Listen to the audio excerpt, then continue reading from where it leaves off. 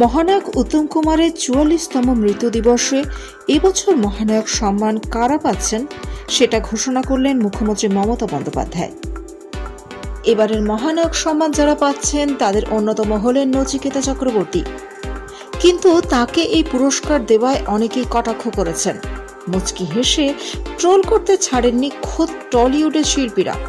এবার এই বিষয়ে কি বললেন নচিকেতা চক্রবর্তী?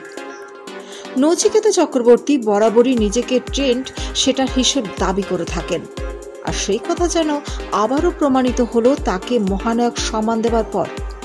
কিন্তু যেভাবে গোটা বিষয়টা নিয়ে কটাক্ষ এবং ট্রোলের বন্যা চলছে তাতে বিরক্ত গায়ক। তিনি নিন্দুকদের অশিক্ষিত বলেও এদিন দেগে দিলেন।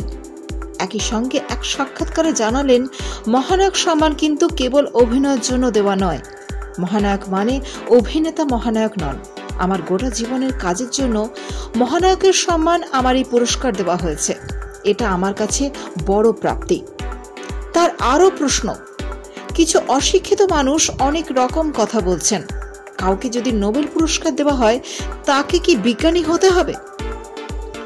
তাদের বুঝতে হবে আমি তো ফিল্ম ইন্ডাস্ট্রিরই লোক, অন্তত 12টা ছবিতে মিউজিক করেছি, তাহলে আমি কি সেই পুরস্কারটা পেতে পারি না?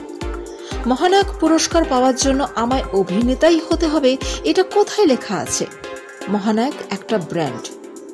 তিনি আরো বলেন, ধরে নিন না আমায় দিয়ে শুরু হলো মহানায়ক সম্মান অভিনয়ের বাইরের শিল্পীদের দেওয়া, এরপর অন্যান্য সঙ্গীত শিল্পীরা পাবেন, পরিচালকেরা পাবেন। আর অভিনয়ের বাইরেই বা বলি কি করে, গানে অভিনয় নেই? আমার ভালো লাগছে এটা একটা ট্রেন্ড তৈরি হলো।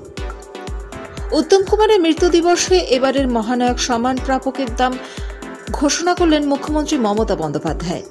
এবার প্রসেনজিৎ চট্টোপাধ্যায়, রচনা বন্দ্যোপাধ্যায়, অম্বরীশ ভট্টাচার্য, নচিকেতা চক্রবর্তী, শুভাশিস মুখোপাধ্যায়, রুক্মিণী মৈত্র এই পুরস্কার পেয়েছেন।